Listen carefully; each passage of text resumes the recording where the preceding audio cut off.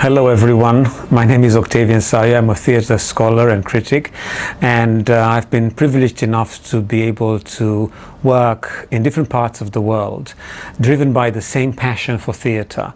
I like to introduce myself always, as a matter of fact, as a spectator, because that's what I am, that's what I believe in, and that's what I think takes a lot of energy, creativity and vision. Usually to be a spectator for many people, it simply means to just sit down and watch. I think it's an entire process of understanding and relating to the world and to a particular show. And one of the most exciting experiences I've been able to have for quite a long time is that of attending Craiova International Shakespeare Festival, because it is really an extraordinary occasion to watch fantastic Shakespearean performances from all over the world.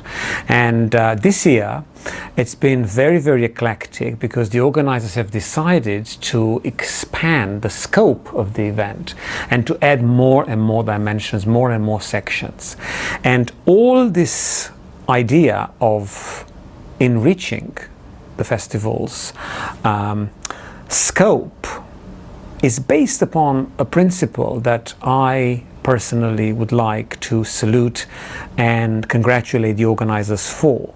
It is the principle of connecting the event with the community. In any great theatre festival, in the modern definition of the term, there are three ingredients that matter more than any other ones. It's the program itself, the quality of the performances that are invited, the quality of the selection itself. On the other hand, the local community that needs to be inspired, energized and involved in whatever takes place over there. And there is a third element that is often neglected, which is a kind of community that gravitates around both, but does not belong to the place where the festival happens. And in the modern tradition of festivals, there is one particular precedent that I believe matters more than any other one, and that is Edinburgh International Festival. The landmark and the beacon for anything involving festivity, creativity, and the idea of building cultural bridges through direct personal encounters. And when it was created in 1947, Winston Churchill chose Edinburgh because it was one of the very few cities that was still intact after the Second World War, but also because he realized that only there, in that tiny, sleepy, quaint atmosphere of a small town, could a festival like Edinburgh exist. And indeed, it has become the most prominent cultural event in the entire world, and the one that sets the tone for everything in this universe of creative dialogue across and beyond any borders. And the motto of the first edition of Edinburgh International Festival I find incredibly touching, given today, 75 years afterwards, to provide a platform for the flowering of the human spirit. In order to have that platform, you need all these ingredients to work together through a very fertile form of synergy. Now, this is what has started to happen in Craiova, because I have to admit that in the past it was a festival dedicated to a very niche sort of audience, with a program that was specifically selected for those who are already familiar with Shakespeare, interested in his works, and already exposed to some stage renditions of his plays. Whereas now, all of a sudden, something else happens, and there are performances happening everywhere, taking place in some areas of the city that would not have been considered ideal for anything artistic otherwise. And in that experiment, I think we find the new life of Craiova Shakespeare Festival, because it simply nourishes curiosity and creates awareness around Shakespeare through some experiences that are not typical for what usually the life of the city provides. And I like to refer to one of them in particular. It was a performance of a Swedish company, Romeo and Juliet, which is attached to the Dramaten Theatre in Stockholm. And it was a performance based on Shakespeare, but one that included a lot of famous tunes that people could recognize and sing almost immediately. And what struck me was that it took place in the park, Romanesco Park, and there were people who are not at all ready to receive the gift of these artists. They were there because they wanted to take their children to some green spots. They were there because they wanted to spend some time outdoors. And when they discovered the miracle of this concert/performance, they were immediately, instantly drawn to it. And what happened was magic. People who would not spend time listening to Shakespeare were willing and ready and keen to embrace his universe of poetry and music. And I thought that was a great example of how a festival can reach out to various audiences and how it can try to encourage people to become theatre audiences. And I think in due course, some of those people who simply happen to be there and accidentally discover the magic of Shakespeare will become theatre goers. And I think that is perhaps the greatest gain.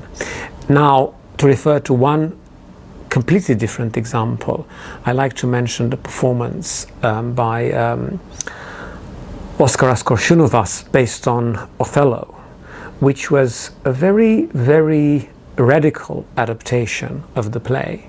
One that challenged the prerequisites of what we know, and one that pretty much changed all the preconceived ideas and preconceptions that we have about the text, the relationship between the characters and the characters themselves. And what was extraordinary about it was that it felt natural, although every single detail was turned upside down by the approach that Koršunovas chose.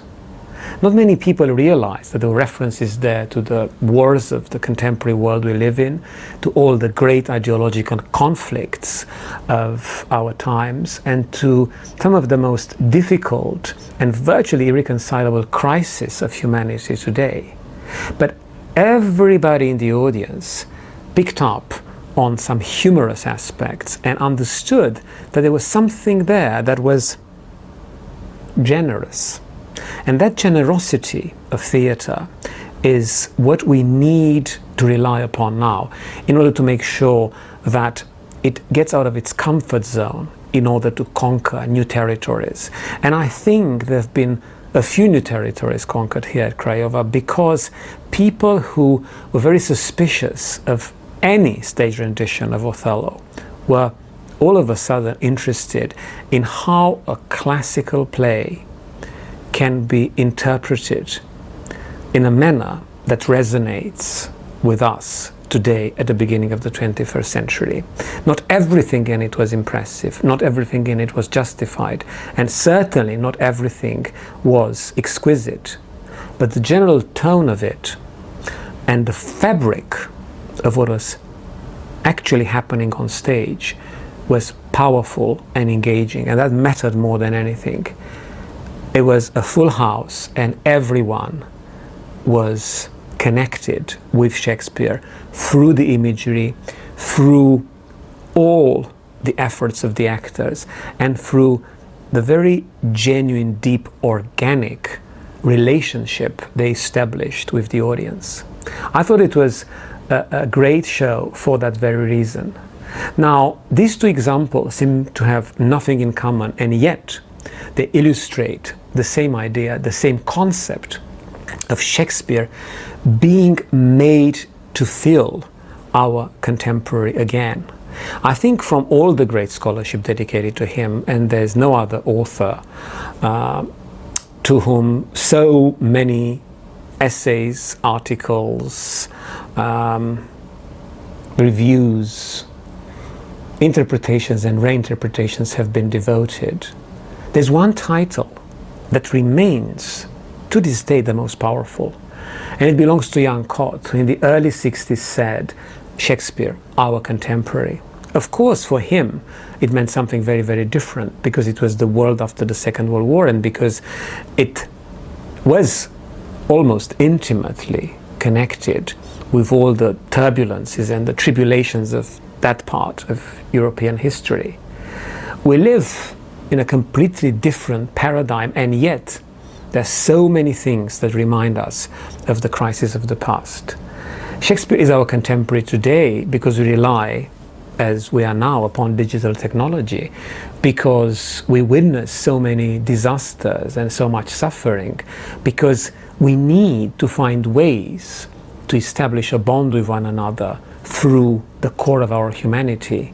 And all these virtues were present in both the show in the park and in Koršunovas' version of Othello. And I think this is the chance that Shakespeare has to live on. And this is the sacred mission of a festival that bears his name, to remind everyone that Shakespeare is not a museum, that is not a piece in a museum, but it is part of our life. He's part of who we are, how we feel, how we think, because he really, like no one else, managed to dig so deep into what it means to be human, because he drew the most complex map of the human mind and of the human heart. But ultimately, because despite the depth and the richness and the weight of his philosophical ideas, he never forgot that every single character of his is a human being, and he painted the portrait of humanity as a whole. We might be tempted today to think that we are all evil because we witness so much of the catastrophes that are provoked by humans, caused by them to other humans. We might sometime be inclined to say, well, maybe we're so good because we find resources for solidarity, because we have this enormous capacity for empathy and mutual understanding that we display in the most unlikely and uncharacteristic of moments. And as a matter of fact, we are both at the same time, and possibly to the same extent. And above and beyond all these subtleties and nuances of thought, Shakespeare tells us quite clearly and directly, and often very plainly, that we are both good and evil, that we have instincts that are so enslaving that sometimes we feel we can't escape them, but we also have reason, that we have the sacred and the profane, and that all these paradoxes and contradictions are at the heart of all humans. And it is a matter of choice as to which side we favor and allow to manifest itself. I think in the park, when I saw the wonderful, wonderful Swedish performers, Malin and Niklas, wearing the most elegant of clothes, as if they were performing at the Lincoln Center, I realized that everyone around them, even children, felt that they should behave in a certain way because they found a source of inspiration in that attitude, in that behavior. I also realized that while watching Koršunovas' show, which dealt with the most uncomfortable of feelings, with jealousy, with envy, with greed, with hatred, with treason, a lot of people thought about certain dimensions, certain aspects of their own circumstances. And I think today Shakespeare's works, Shakespeare's plays, Shakespeare's characters feel closer to us than maybe ever before, simply because we know that we have to choose and we have to be held accountable for our choices. And I think in a sense, to attend a festival like this, to be here rather than anywhere else, is a choice. And I'd like to applaud all the ones who have made that choice, because together we can celebrate Shakespeare, together we can say that theatre matters. But more than that, together, we can show that humanity's redemption can only come from beauty, from art, from hope, from faith, from love. So thank you, and I'd like to invite you to Craiova for the Shakespeare International Festival.